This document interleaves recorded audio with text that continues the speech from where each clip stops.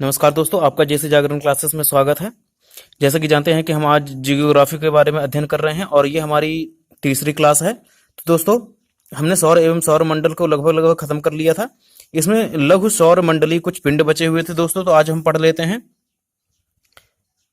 लघु सौर मंडलीय पिंड। इसके अंतर्गत दोस्तों हमारे क्षुद्र ग्रह, धूमकेतु एवं उल्का आते हैं। तो दोस्तों, क्षुद्र ग्रह के बारे में हम पढ़ते हैं। तो दोस्तों, क्षुद्र ग्रह उन्हें कहते हैं जो कि मंगल ग्रह एवं बृहस्पति ग्रह के बीच में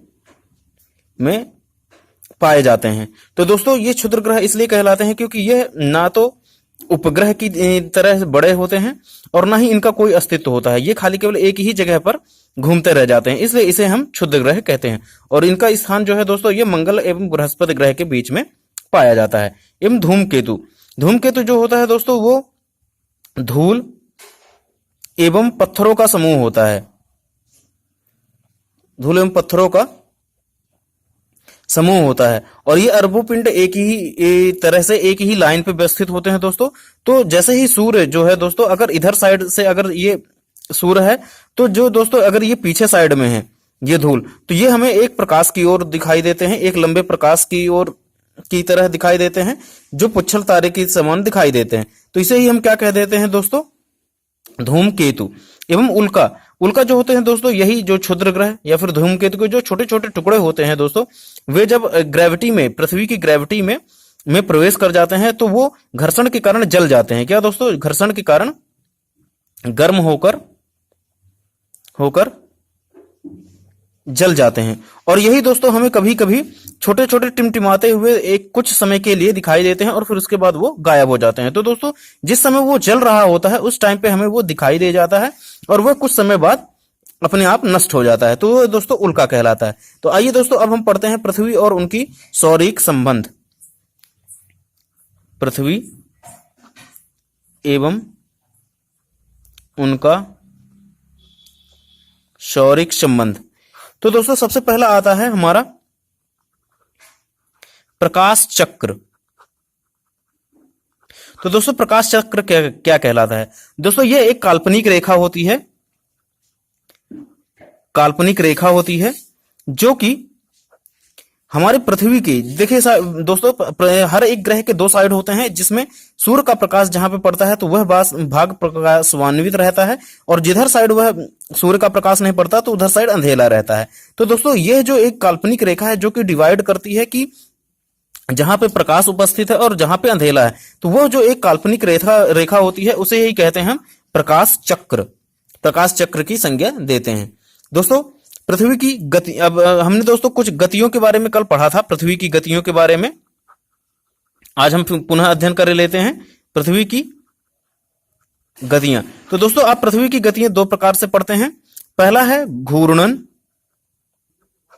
और दूसरा है दोस्तों परिक्रमण। तो दोस्तों, घूर्णन कब कहलाता है, जब पृथ्वी जो होती है वह अपने ही परितः स्वयं में घूमती रहती है, तो उसे हम घूर्णन कहते हैं। जब इस अक्ष के समांतर वह दिन भर घूमती रहती है तो वह उसका घूर्णन कहलाता है। और यह घूर्णन उसका दैनिक घूर्णन कहलाता है। दैनिक घूर्णन कहलाता है। तो दोस्तों, अब इसके बाद आते हैं दोस्तों परिक्रमण गति में। दोस्तों, परिक्रमण जो होती है वह जब पृथ्वी अपनी जो होती है सूर्य के परितः, जैसे ये दोस्तों हो गया सूर्य और ये हो गया अपनी पृथ्वी। तो दोस्तों, जब सूर्य के परितः वह ऐसे चक्कर लगाना शुरू करती है, परिक्रमा करनी शुरू कर देती है, तो वह उसकी कहलाता है परिक्रमण। इसके कारण दोस्तों मौसमी परिवर्तन होते हैं। क्या होते हैं दोस्तों, इसके कारण मौसमी परिवर्तन होते हैं और यह जो घूर्णन रहता है वह 24 घंटे का होता है। एवं दोस्तों, यह जो परिक्रमण है वह 365 दिन 365 दिन 6 घंटे, लगभग 6 घंटे, 365 दिन 6 घंटे का होता है। तो दोस्तों यही हमारा क्या कहलाता है, एक वर्ष। एक वर्ष। और जो दोस्तों ये 6 घंटे बचते जाते हैं, तो जब हम इसमें 6 + 6 + 6 जोड़ देते हैं, तो जब इसका योग 24 घंटे हो जाता है, तो दोस्तों यही हमारा 4 वर्ष में एक वर्ष, एक दिन बढ़ जाता है। तो वही फरवरी का जो माह होता है, जो 28 का होता है, वह एक दिन बढ़कर 29वां हो जाता है। इसीलिए हम चौथे वर्ष में एक लीप वर्ष के बारे में पढ़ते हैं। और यही हमारा क्या कहलाता है दोस्तों, लीप वर्ष हर चौथे वर्ष में आता है। और दोस्तों अब पढ़ते हैं अपसौर एवं उपसौर। क्या पढ़ते हैं दोस्तों, अपसौर एवं उपसौर। देखते हैं दोस्तों, अब डालते हैं अपसौर और उपसौर। देखो इसे दोस्तों, उपसौर जो होता है वह एक ऐसी स्थिति होती है, जैसे दोस्तों ये है अपना, मान लेते हैं सूर्य, और ये है हमारी पृथ्वी। जब दोस्तों यह कैसे गति करती है दोस्तों, परवलयाकार पथ पर गति करती है, परिक्रमण करती है। जब ये, तो दोस्तों कुछ डिस्टेंस होती है हमारे सूर्य एवं पृथ्वी के बीच में, ये 2 डिस्टेंस होती हैं। जब हमारे सूर्य एवं पृथ्वी की जो डिस्टेंस है दोस्तों, वह सबसे अधिक होती है। जब क्या दोस्तों, जब इनके सूर्य एवं पृथ्वी के बीच की जो डिस्टेंस होती है सबसे अधिक होती है, लगभग 15.20 करोड़ किलोमीटर होती है दोस्तों। तो यह होती है अपसौर की स्थिति, अपसौर की स्थिति कहलाती है दोस्तों।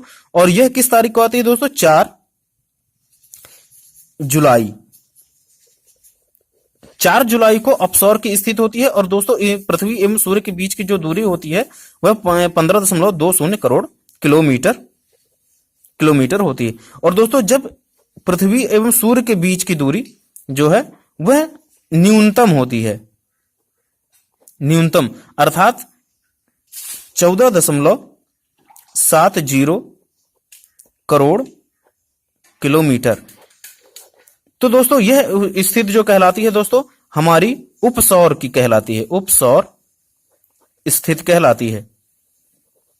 तो दोस्तों आशा करता हूं कि आपको यह उपसौर और अपसौर समझ में आ गया होगा।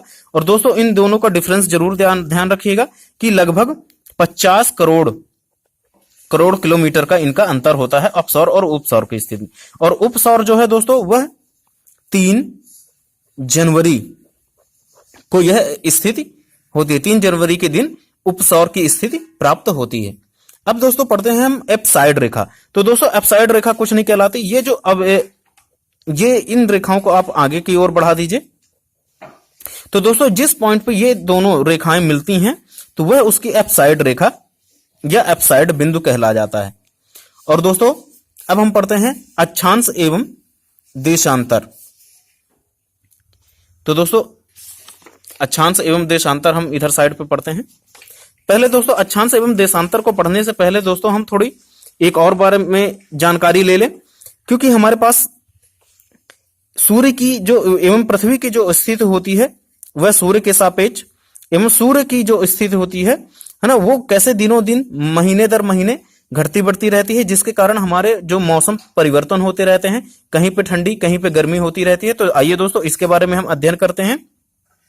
तो दोस्तों जैसे हम मानते हैं कि यदि सूर्य जैसे एक बात हमेशा ध्यान रखिएगा दोस्तों, सूर्य जो है वो हमेशा कर्क रेखा व मकर रेखा के मध्य ही गति करता है। अर्थात सूर्य जो है 23.5 डिग्री उत्तरी एवं 23.5 डिग्री दक्षिणी, अर्थात ये मकर कहला जाएगा और ये कर्क, इन्हीं के बीच में ही हमारा जो सूर्य है दोस्तों वह गति करता रहता है। इसीलिए दोस्तों इस कर्क रेखा एवं मकर रेखा के मध्य सबसे अधिक गर्मी होती है, एवं जो सूर्य जो 0 डिग्री हमारी विषुवत रेखा होती है वहां पर सूर्य हमेशा चमकता रहता है। तो दोस्तों इस 0 डिग्री रेखा पर जो दिन एवं रात होते हैं, दिन व रात्रि, वह बराबर होते हैं। और सबसे अधिक जो दोस्तों गर्मी होती है वह 0 डिग्री सेल्सियस पर, 0 डिग्री पर ही, विषुवत रेखा पर ही होते हैं। इसलिए दोस्तों जो विषुवत रेखा पर जो भी देश अवस्थित होंगे वहां पर दिन एवं रात बराबर होंगे एवं गर्मी वहां पे सबसे अधिक होगी। तो ये दोस्तों क्लियर हुआ। और दोस्तों अब मैं बता दूं कि जब हमारी जो पृथ्वी है वह 21 मार्च को, एवं दोस्तों यह फिर सूर्य जो हमारा जो है वह 21 मार्च को जब यहां पर होता है तो इसे कहते हैं हम वसंत। बसंत, बसंत कहते हैं। दोस्तों कुछ टेक्निकल खामियों की वजह से हमारा वीडियो जो है वह अधूरे में ही अटक गया था, उसमें आवाज रिकॉर्ड नहीं हो रही थी। तो दोस्तों अब हम आगे बढ़ते हैं। तो दोस्तों क्या होता है कि जो हमारे पास ये 21 मार्च की स्थिति होती है, यहाँ पे जब हमारा सूर्य रहता है तो दोस्तों यह तिथि जो कहलाती है वो वसंत विषुव की तिथि कहलाती है। वसंत विषुव। और इस तिथि के बाद से दोस्तों हमारा जो सूर्य है वह धीरे धीरे उत्तरायण होना शुरू हो जाता है। और दोस्तों धीरे धीरे उत्तरायण होते हुए जब यह 21 जून पर पहुंचता है तो दोस्तों यहाँ पे सूर्य की जो किरणें हैं 21 जून पर, तो उस दिन सबसे अधिक उत्तरी गोलार्ध पर पड़ती हैं। तो दोस्तों इस 21 जून की स्थिति में यहां पर सूर्य की किरणें अत्यधिक होने के कारण यहां पर दिन सबसे बड़ा एवं रातें सबसे छोटी होंगी। किसमें दोस्तों? उत्तरी गोलार्ध में। ध्यान रखिएगा दोस्तों, ये उत्तरी गोलार्ध है और ये दक्षिणी गोलार्ध है। तो ये उत्तरी गोलार्ध में 21 जून को रातें जो होंगी वो छोटी होंगी एवं दिन सबसे बड़े होंगे, क्योंकि सूर्य यहीं पे चमक रहा है। तो दोस्तों सूर्य की किरणें सबसे अधिक यहीं पे आएंगी, इसलिए 21 जून के दिन जो होगा वह सबसे बड़ी होंगी एवं रातें सबसे छोटी होंगी। और दोस्तों जब यह धीरे धीरे उत्तरायण में से होके 23 सितंबर की स्थिति पर आएगा तो दोस्तों यहां पर दिन एवं रातें दोनों बराबर होंगे, दिन एवं रात बराबर। तो दोस्तों 23 सितंबर एवं 21 मार्च की स्थिति में दिन एवं रात दोनों बराबर होंगे। 23 सितंबर के बाद दोस्तों सूर्य जो है धीरे धीरे दक्षिणायन होना शुरू हो जाता है। और जब ये 22 दिसंबर में सूर्य जब इस स्थिति में आता है तो यहां पर दक्षिणी गोलार्ध में सबसे अधिक सूर्य की किरणें पड़ती हैं। तो इस दिन 22 दिसंबर के दिन यहां पर सब रातें जो होंगी दोस्तों वह छोटी एवं दिन बड़ा। तो दोस्तों इसका जस्ट उल्टा जो होगा दोस्तों 22 दिसंबर के दिन उत्तरी गोलार्ध में जो होंगी दोस्तों, तो यहां पे सूर्य की किरणें सबसे कम होंगी। तो इधर साइड पे क्या होगा दोस्तों, दिन जो होगा वह छोटा होगा और रातें बड़ी होंगी। और यहां पे क्या होगा दोस्तों, रातें छोटी होंगी और दिन बड़ा होगा जब सूर्य 22 दिसंबर की स्थिति में दक्षिणी गोलार्ध पर स्थित होगा। तो दोस्तों आशा करता हूं कि यह आपको दिन एवं रात का जो फंडा है वह आपको समझ में आ गया होगा। एवं दोस्तों इस चीज को आप जरूर ध्यान रखिएगा दोस्तों। तो ये जो होता है दोस्तों ये मकर संक्रांति की स्थिति होती है। जो ये 22 दिसंबर जो होता है दोस्तों ये मकर संक्रांति की स्थिति होती है। तो दोस्तों आप पूछेंगे कि हमारा जो इंडिया है वहां पे 12 या शायद 14 जनवरी को दोस्तों मकर संक्रांति मनाई जाती है, 14 जनवरी को। तो दोस्तों तो ये 22 दिसंबर को जब ये मकर संक्रांति होती है तो हमारे यहाँ 14 जनवरी को क्यों मनाया जाता है? तो दोस्तों मैं बता दूं कि जो हमारे जो भारत की स्थिति है दोस्तों वह 0 डिग्री पर ना होके वह इससे इधर साइड पे स्थित है। इसलिए दोस्तों क्या होता है लगभग 62 डिग्री पे इधर साइड पे पूर्वी पे। इसलिए क्या होता है दोस्तों ये जो डिफरेंस है इसके कारण जो दोस्तों हमारे इंडिया में मकर संक्रांति जो है वह 22 दिसंबर को ना होके वह 14 जनवरी को आती है। तो दोस्तों आशा करता हूं कि यह चीजें आपको समझ में आ गई होगी कि जब सूर्य 21 जून को जब उत्तरी गोलार्ध में रहता है तो यहां पे दिन क्या होगा दोस्तों, बड़ी होंगी। तो यहां पे दिन क्या होगा दोस्तों, दक्षिणी गोलार्ध पे छोटी होंगी। तो आशा करता हूं कि ये चीजें आपको समझ में आ गई होंगी। तो दोस्तों अब हम पढ़ते हैं अपना अक्षांश, देशांतर रेखाएं एवं कर्क तथा मकर रेखा तथा इनके बारे में सब कुछ पढ़ते हैं। तो दोस्तों ये हमारी मान लेते हैं हमारी ये पृथ्वी है दोस्तों, और इसके बीच से जो ये जो 0 डिग्री लाइन पे गई हुई है तो ये दोस्तों यह कहलाती है विषुवत रेखा। एवं दोस्तों जो भी क्षैतिज रेखाएं जो भी खींची जाती हैं जो कि ये कर्क रेखा जैसे है और ये ऐसे, तो दोस्तों उत्तरी गोलार्ध साइड और ये दक्षिणी गोलार्ध, और ये दोस्तों हमारा पश्चिमी गोलार्ध पूरा कहलाता है और इधर साइड पूर्वी गोलार्ध कहलाता है। तो जो हमारी अक्षांश रेखाएं हैं दोस्तों, वो इधर से लेके विषुवत रेखा से लेके ऊपर साइड व नीचे साइड 90-90 डिग्री पर होती हैं। तो एक एक डिग्री के अंतराल पर ये 90 लाइन, और इधर साइड दक्षिणी गोलार्ध पर एक एक डिग्री के अंतर पर 90 की संख्या में होती हैं। तो दोस्तों यह टोटल 180 होती हैं। लेकिन दोस्तों क्या होता है कि जीरो को हम 2 बार रेखाएं गिन लेते हैं, इसलिए यहाँ पर एक माइनस कर देंगे इसमें। तो ये हमारी टोटल जो अक्षांश रेखाएं हैं दोस्तों, टोटल अक्षांश रेखाएं जो होंगी वह 179 होंगी। एवं दोस्तों हर एक जो डिग्री अक्षांश एक अक्षांश के बीच की जो दूरी होगी वह लगभग 111 किलोमीटर होगी। तो दोस्तों इस बात को ध्यान रखिएगा, ये फैक्ट्स बहुत ही जरूरी हैं। एवं दोस्तों यह जितनी भी रेखाएं होती हैं दोस्तों, ये सब के सब काल्पनिक होती हैं, इनसे वास्तविकता से कोई लेना देना नहीं होता है। लेकिन क्या है दोस्तों, किसी भी चीज, किसी भी देश की स्थिति व समय को दर्शाने के लिए यह चीजें बनाई गई हैं। अब दोस्तों हम पढ़ते हैं अक्षांश समांतर। दोस्तों क्या पढ़ते हैं? अक्षांश समांतर। अक्षांश समांतर। तो दोस्तों क्या होता है, ये काल्पनिक रेखाओं का समूह है दोस्तों।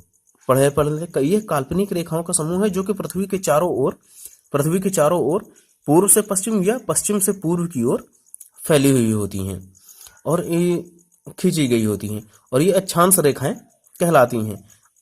अथवा यह भूमध्य रेखा से एक समान कोणीय दूरी वाले स्थानों को मिलाने वाली रेखाओं को अक्षांश रेखाएं कहते हैं। भूमध्य रेखा से, तो ये दोस्तों ये आपकी भूमध्य रेखा है, ये जो 0 डिग्री वाली लाइन है ये भूमध्य रेखा है हमारी। तो भूमध्य रेखा से एक समान कोण दोस्तों मतलब क्या है कि हर एक डिग्री पर दोस्तों, तो इसका जो कोण होगा हर जगह के लिए एक समान होगा।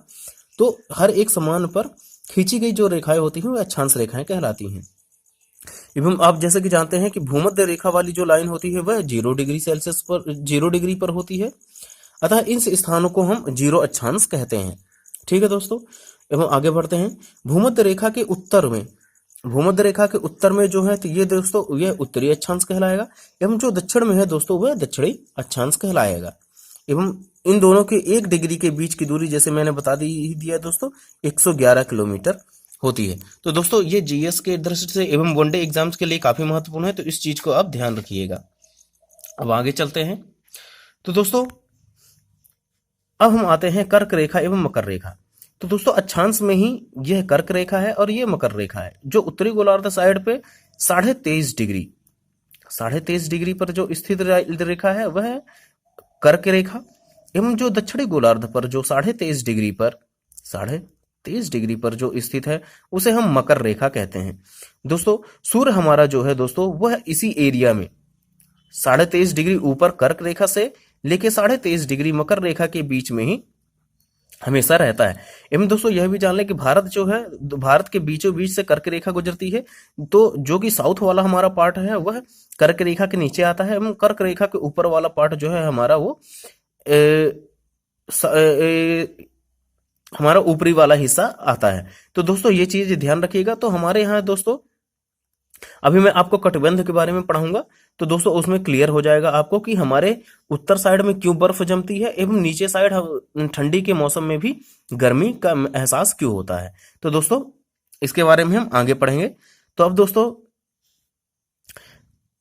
दोस्तों ये ध्यान रखिएगा कि आर्कटिक वृत्त, इसमें 2 वृत्त होते हैं दोस्तों, एक होता है आर्कटिक वृत्त एवं एक होता है अंटार्कटिका वृत्त। तो दोस्तों इस चीज को भी ध्यान रखिएगा।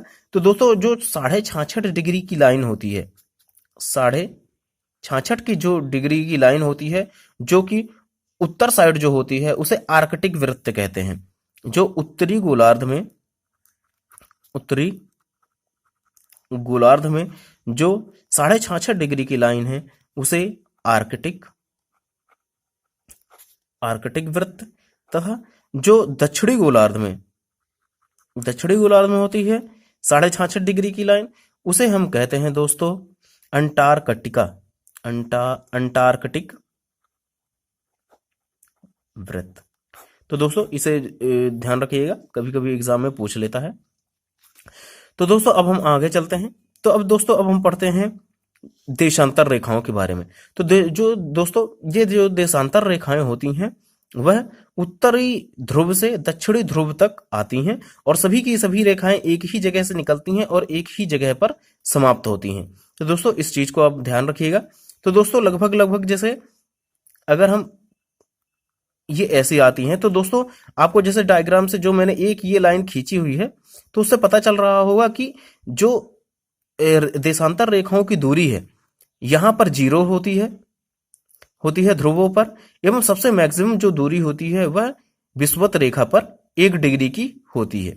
1 डिग्री की सबसे कम दूरी ध्रुवों पर 0 एवं सबसे मैक्सिमम जो होती है वह विषुवत रेखा पर 1 डिग्री की सबसे दूरी देशांतर रेखाओं की होती है।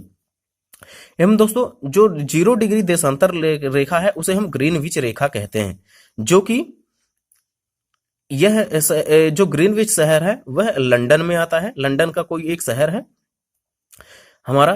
तो दोस्तों लंदन के शहर में ग्रीनविच रेखा इसलिए निर्धारित की गई है क्योंकि हमें दोस्तों हर एक जगह का, हर एक देश का एक टाइम जोन बनाना है, क्योंकि हर एक देश का अपना एक सूर्य निकलने की स्थिति होती है एवं सूर्य ढलने की एक समय होता है। एवं अगले ही देश में दोस्तों, दूसरे बगल के देश में वही क्या होता है कि दोस्तों कहीं एक जगह पे 4 बजे दिन निकल रहा है तो कहीं 1 बजे 6 बजे निकल रहा है। तो दोस्तों यही सब डिफरेंस होती हैं। इसके लिए हमने क्या है कि ग्रीनविच रेखा बनाकर उससे कंपैरिजन करके हम बनाते हैं। जैसे क्या होता है दोस्तों कि हमारे जो टाइम जोन है वह कितने डिग्री पर है दोस्तों? हमारा जो टाइम जोन है वो 82.5 डिग्री पर है। हमारा जो टाइम जोन है दोस्तों वह 82.5 डिग्री पर है। कहां से? ग्रीनविच रेखा से। ग्रीनविच रेखा 0 है। तो दोस्तों ये इसका डिफरेंस है। तो दोस्तों हम कैसे कहते हैं कि हमारा जो ग्रीनविच समय है वह यहां से कितने घंटे आगे है? तो दोस्तों 1 डिग्री इक्वल्स टू होता है 4 मिनट। ध्यान रखिएगा दोस्तों, 1 डिग्री इक्वल्स टू होता है 4 मिनट। तो दोस्तों 82.5 डिग्री है तो 82 इंटू 4 प्लस 1/2 इंटू 4 कर देंगे तो कितना आ जाएगा दोस्तों? 32 प्लस 2 तो कितना आ गया दोस्तों? 330 मिनट। तो दोस्तों आप जैसे कि जानते हैं कि जो 1 घंटा होता है वह 60 मिनट का होता है। तो 330 से आप 60 का डिवाइड कर दीजिए तो कितना आ जाएगा दोस्तों? 5.5, मतलब 5.5 घंटे। इसको अब मिनट में चेंज करेंगे तो ये 30 मिनट में आ जाएगा। तो 5.5 घंटे जो है वह हम ग्रीनविच रेखा से आगे चलते हैं। तो दोस्तों ये कैलकुलेशन जरूर आप ध्यान रखिएगा। तो दोस्तों क्या होता है कि जो ये ग्रीनविच रेखा है, इधर से हम अगर पूर्व की ओर आते हैं तो हमारा समय क्या होता है दोस्तों? बढ़ता हुआ जाता है। तथा अगर इससे हम इधर साइड जाएंगे, पश्चिम साइड में जाएंगे, पश्चिमी गोलार्ध साइड जाएंगे तो हमारा जो टाइम जोन है वह घटता जाता है। उदाहरण के लिए दोस्तों जैसे ये 0 डिग्री से लाइन है। अगर मान लीजिए कोई देश यहां पर है, कोई देश यहां पर है जिसका डिग्री में कितना है दोस्तों? 10 डिग्री है और हमारे इंडिया तक आना है 82.5 डिग्री तक उसे आना है। तो दोस्तों कितना का टाइम डिफरेंस होगा?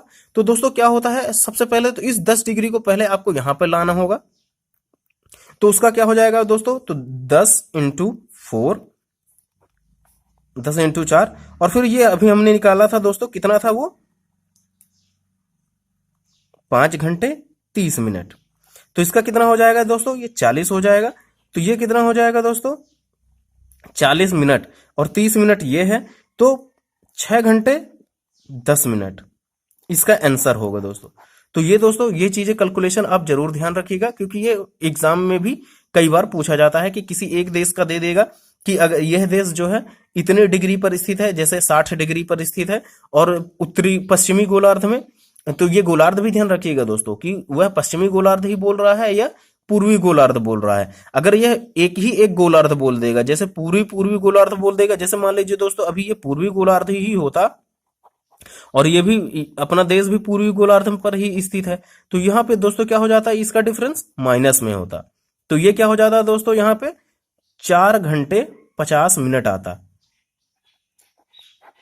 ठीक है दोस्तों, तो इसको आप घटा देंगे 5 घंटे 30 मिनट में 40 मिनट आप घटा देंगे तो 4 घंटे 50 मिनट आंसर आएगा। तो दोस्तों इस चीज का आप जरूर ध्यान रखिएगा। आशा करता हूं कि ये डिग्री वाला डिफरेंस वाला आपसे बनने लगा होगा। अगर आपसे नहीं बनेगा तो एक बार और कमेंट में लिख दीजिएगा, मैं आपको बता दूंगा। दोस्तों यहां पे एक नया डायग्राम बना लेते हैं अपन देशांतर के लिए। ये ध्यान रखिएगा दोस्तों, ये है देशांतर। तो दोस्तों जैसे कि हमने बताया कि जो देशांतर रेखाएं जो होती हैं यहाँ पे 0 होती हैं इनका डिस्टेंस, और यहाँ पे मैक्सिमम होता है। और यहाँ पे मैक्सिमम डिस्टेंस कितना होता है दोस्तों 1 डिग्री का, इनका 111.32 किलोमीटर। वहां पे क्या था दोस्तों, जो अक्षांशों का होता था वह 1 डिग्री का अक्षांश का 111 किलोमीटर होता था अक्षांश का, और देशांतर का ये। तो दोस्तों ये चीज आप ध्यान रखिएगा। अब दोस्तों क्या होता है कि यहां पे हमारी अंतरराष्ट्रीय तिथि रेखा है 180 डिग्री पे, हमारी अंतरराष्ट्रीय तिथि रेखा है। जैसे जो दोस्तों आप जानते हैं कि पृथ्वी हमारी गोल है, तो यही रेखा जो है दोस्तों ये यही रेखा है, ये दोनों एक ही रेखाएं हैं। तो दोस्तों क्या होता है कि जब कोई नाविक जो होता है वह जैसे जानते हैं दोस्तों कि पूरी साइड जाए तो समय बढ़ता है और इधर साइड जाए तो समय घटता है।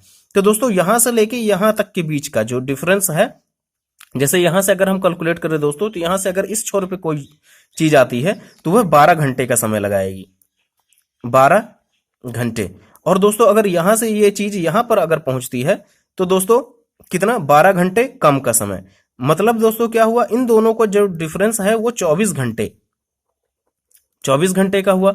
मतलब क्या है दोस्तों, अगर एक नाविक इधर साइड आके यहां पे पहुंच गया है और एक साइड नाविक इधर साइड आके यहां पे पहुंच गया है, तो दोनों है तो दोस्तों ये एक ही स्थिति कहलाती है ना। लेकिन उनके बीच का डिफरेंस कितना है, 24 घंटे का। तो दोस्तों हमेशा हम क्या करते हैं कि जब कैलकुलेशन समय जो उनको सही करने के लिए, तो जब ये वाला जो नाविक है अगर इस तिथि लेखा को पार करके इधर साइड चला जाता है दोस्तों, तो क्या होता है, हम ये 24 घंटे जो होते हैं दोस्तों हम घटा देते हैं। और दोस्तों जो अगर नाविक इधर साइड से इधर साइड आ जाता है तो हम उसमें 24 घंटे बढ़ा देते हैं, जिससे उसका क्या होता है दोस्तों, समय जो होता है वह डिफरेंस नहीं होता। तो ध्यान रखिएगा दोस्तों, अगर कोई नाविक पूर्व से पश्चिम में चला जाता है अंतरराष्ट्रीय तिथि रेखा पार करके, तो उसमें एक दिन घटा दिया जाता है, एवं जब पश्चिम से पूर्व की ओर आ जाता है तो एक दिन बढ़ा दिया जाता है। तो दोस्तों ये चीज आप जरूर ध्यान रखिएगा। एवं दोस्तों जो दो देशांतर रेखाओं के बीच की दूरी होती है, जैसे ये आके यहीं पे मिलेगा दोस्तों, तो दो देशांतर रेखाओं के बीच की दूरी को हम गोरे कहते हैं, और एक गोरे बराबर होता है 111.32 किलोमीटर का डिफरेंस। ये मैक्सिमम डिफरेंस होता है दोस्तों, और ध्रुवों पर यह 0 होता है। आप ध्यान रखिएगा, विषुवत रेखा पर यह इतना होता है दोस्तों, ध्यान रखिएगा आप। तो दोस्तों मेरे हिसाब से मैंने ये चीजें आपको बता दी हैं। एवं दोस्तों अगर आपको कहीं पे अगर आपको लग रहा हो कि ये चीजें मुझसे नहीं बनेगी, तो आप जरूर एक बार कमेंट में लिख दीजिएगा दोस्तों, तो मैं उसको आपको पुनः बता दूंगा। एवं दोस्तों अब आइए पढ़ते हैं हम सूर्य ग्रहण। सूर्य ग्रहण कैसे होता है। तो दोस्तों इसकी दो स्थितियां हैं। जैसी पहली स्थिति में सूर्य ये है, मान लीजिए यहां पे चंद्रमा है और यहां पर पृथ्वी है। तो क्या होता है दोस्तों, जब सूर्य ग्रहण होता है तो उस दशा में जो सूर्य है, सूर्य एवं पृथ्वी के बीच में चंद्रमा आ जाता है। तो क्या होता है दोस्तों, जब यहां से रेसेस निकलती हैं तो ये इधर साइड से निकल जाती हैं और ये रेसेस यहां से निकल जाती हैं। तो क्या होता है दोस्तों कि पृथ्वी से हमें सूर्य दिखाई नहीं देता है। तो अगर जिस स्थिति में अगर सूर्य पूरा नहीं दिखाई देता है दोस्तों, तो वह पूर्ण सूर्य ग्रहण कहलाता है, और जिसमें आंशिक नहीं दिखाई देता है सूर्य, तो उसमें हम आंशिक सूर्य ग्रहण कहते हैं। एवं दोस्तों जो सूर्य ग्रहण है वह हमेशा अमावस्या के दिन आता है, अमावस्या के दिन आता है दोस्तों। तो ये बात आप जरूर ध्यान रखिएगा। एवं दोस्तों जब चंद्र ग्रहण की स्थिति होती है, तो चंद्र ग्रहण के में क्या होता है दोस्तों, ये सूर्य है, यहां पर पृथ्वी आ जाती है और यहां पे चंद्रमा आ जाता है। तो दोस्तों इसके कारण क्या होता है कि सूर्य, पृथ्वी एवं चंद्रमा। तो दोस्तों फिर क्या होता है कि यही चीजें होती हैं, तो जो चंद्रमा है वह हमें नहीं दिखाई देता है। तो यह स्थिति कहलाती है चंद्र ग्रहण की स्थिति कहलाती है, और यह हमेशा पूर्णिमा के दिन आता है, पूर्णिमा के दिन आता है। और यह ध्यान रखिएगा दोस्तों, जब ये एक सीध में होते हैं दोस्तों, तब ज्वार एवं भाटे की स्थिति अत्यधिक तेज होती है। तो ज्वार जो होता है वह सबसे तेज आते हैं, जिसमें चंद्रमा का पावर जो होता है, चंद्रमा की शक्ति जो होती है वो 11 होती है, एवं सूर्य की शक्ति जो होती है दोस्तों वह 5 होती है। ठीक है ना दोस्तों, तो इस चीज को आप जरूर ध्यान रखिएगा। तो चलिए आइए आगे पढ़ते हैं दोस्तों। समय का निर्धारण भी हम पढ़ चुके हैं, एवं अंतरराष्ट्रीय तिथि की रेखा के बारे में हम जान चुके हैं। तो दोस्तों अंतरराष्ट्रीय तिथि रेखा कौन सी कहलाएगी? 180 डिग्री वाली लाइन ये कहलाएगी अंतरराष्ट्रीय तिथि रेखा। एवं दोस्तों अंतरराष्ट्रीय तिथि रेखा जो है वह एक ही जगह पर सीधी लाइन नहीं है, वह क्या है दोस्तों कि जो हमारे विभिन्न देश हैं अंतरराष्ट्रीय तिथि रेखा के बीच में आ जाते हैं। तो क्या है दोस्तों, उनका एक पार्ट काटना मतलब डिवाइड करना पड़ जाएगा समय जोन के हिसाब से। इसलिए उस चीज को ध्यान रखते हुए कि उस देश का टाइम जोन अलग अलग ना हो, इसलिए अंतरराष्ट्रीय तिथि रेखा को हल्का मोड़ भी दिया गया है। तो दोस्तों इस चीज का आप ध्यान रखिएगा। तो इसके हिसाब से दोस्तों क्या है कि कुछ देश बहुत बड़े बड़े हैं, तो उनका समय जोन जो है दोस्तों वह 1 से अधिक है। तो जो समय जोन निर्धारित किया जाता है दोस्तों, वह हर एक 30 मिनट के डिफरेंस में आप एक समय जोन बना सकते हैं। जैसे दोस्तों हमारे इंडिया का जो समय जोन है एवं जो पाकिस्तान का समय जोन है वह 30 मिनट पहले आ जाता है। तो दोस्तों इसलिए 30 मिनट पहले आ जाने के कारण दोस्तों, जैसे कि आप जानते हैं कि पाकिस्तान एवं इंडिया को एक ही दिन आजादी मिली थी 15 अगस्त के दिन, लेकिन जो पाकिस्तान का समय जोन है दोस्तों वह 30 मिनट आगे है, इसलिए वहां 11:30 बजे ही स्वतंत्रता दिवस मना लिया जाता है। जिसके कारण क्या होता है दोस्तों, उसको 15 तारीख ना कह के 14 तारीख कहा गया है। इसलिए जो पाकिस्तान का जो स्वतंत्रता दिवस है वो दोस्तों वो 14 अगस्त को ही आ जाता है, ओनली फॉर ये जो टाइम डिफरेंस है। तो दोस्तों हर एक टाइम डिफरेंस जो होता है, कोई देश दूसरे देश से रखेगा तो वो 30 मिनट के अंतराल पर ही रखेगा, है ना दोस्तों। तो 30 मिनट या फिर 1 घंटा अंतराल या फिर 2 घंटा, इस तरह से। जैसे दोस्तों हमने अभी पढ़ा था, हमारे जो इंडिया का टाइम जोन था वह ग्रीनविच से 5.5 घंटा था। हम ऐसा भी तो कर सकते हैं कि 5 घंटे 10 मिनट कर सकते थे, लेकिन दोस्तों यह कैलकुलेशन में फिर बड़ी दिक्कतें आती हैं। इसलिए उन्होंने एक 30 मिनट के डिफरेंस से ही हर एक देश का टाइम जोन निर्धारित किया है। तो दोस्तों सबसे अधिक मैक्सिमम टाइम जोन कहाँ है दोस्तों, वह है रूस में। तो रूस में दोस्तों 11 समय जोन है, 11 समय जोन है। एवं अमेरिका में जो है 7 समय जोन है। एवं ऑस्ट्रेलिया में दोस्तों कितने समय जोन है? 3 समय जोन है। तो इस चीज को जरूर ध्यान रखिएगा दोस्तों, ये वनडे एग्जाम्स में आपका बहुत पूछा जाता है। एवं दोस्तों अब हम पढ़ते हैं कटिबंधों के बारे में। कटिबंधों के बारे में हम पढ़ते हैं दोस्तों। कटिबंध क्या होते हैं दोस्तों, ये उत्तरी गोलार्ध एवं दक्षिणी गोलार्ध में दोनों साइड उपस्थित होते हैं। जैसे उत्तरी गोलार्ध हमारा क्या कहलाया जाएगा दोस्तों, 0 डिग्री से ऊपर वाली लाइन जो कहला जाएगी वह उत्तरी गोलार्ध कहलाई जाएगी, और 0 डिग्री से दक्षिणी साइड में वाली लाइन जो कहला जाएगी दक्षिणी गोलार्ध कहला जाएगी। तो इस तरह से हमें 4 कटिबंधों में बांटा गया है। तो पहला कटिबंध है हमारा उष्ण कटिबंध। उष्ण कटिबंध जो है दोस्तों वह 0 से लेकर 30 डिग्री तक का है। फिर उपोष्ण कटिबंध, तो उपोष्ण कटिबंध जो है 30 से 45 तक का है। एवं शीतोष्ण कटिबंध जो है वह दोस्तों 45 से 66 डिग्री तक का है। एवं 66 से लेके 90 तक का ध्रुवीय कटिबंध कहा जाता है। तो 4 कटिबंध है दोस्तों हमारे पास, उष्ण, उपोष्ण, शीतोष्ण एवं ध्रुव।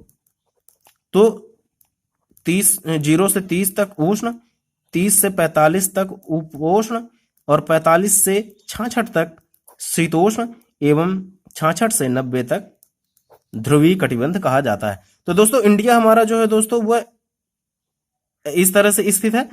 कर्क रेखा के हल्का यहां से बनाएंगे दोस्तों, तो ये यहां पर आता है। तो दोस्तों हमारा जो इंडिया है वह उष्ण एवं उपोष्ण दोनों कटिबंधों में स्थित है। इसलिए जो उपोष्ण का हिस्सा है दोस्तों, उधर साइड क्या होता है दोस्तों कि सूर्य की किरण, जैसे आप जानते ही हैं दोस्तों कि 23.5 डिग्री कर्क एवं 23.5 डिग्री मकर के बीच में ही वैरी करता है। उसके बाद जो सूर्य की किरणें हैं वह जिन देशों पर पड़ती हैं वह तिरछी पड़ती हैं दोस्तों, एकदम सीधी नहीं पड़ती। इसलिए जो हमारा जो दोस्तों जो हमारा इंडिया है वह हमारा इसका जो डिग्री है वह आप जानते ही हैं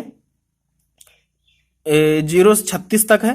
तो दोस्तों ये जो 23 से हमारा ऊपर साइड चला जाता है, तो जो कर्क रेखा के ऊपर वाला पार्ट है, तो जो ऊपर वाला पार्ट है दोस्तों उधर साइड सूर्य की किरणें जो है वह डायरेक्टली ना पड़ के तिरछी पड़ती हैं। इसलिए जब क्या होता है दोस्तों कि सूर्य जो है वह दक्षिणी गोलार्ध में चला जाता है तो सूर्य की किरणें यहाँ पर बहुत ही कम पड़ती हैं। इसके कारण यहाँ पर क्या होता है दोस्तों, बर्फ जम जाती है उत्तर साइड वाले पार्ट में, हिमालयन पार्ट में। तो दोस्तों यह कारण है हमारे देश में उष्ण एवं उपोष्ण दोनों कटिबंध पाए जाते हैं।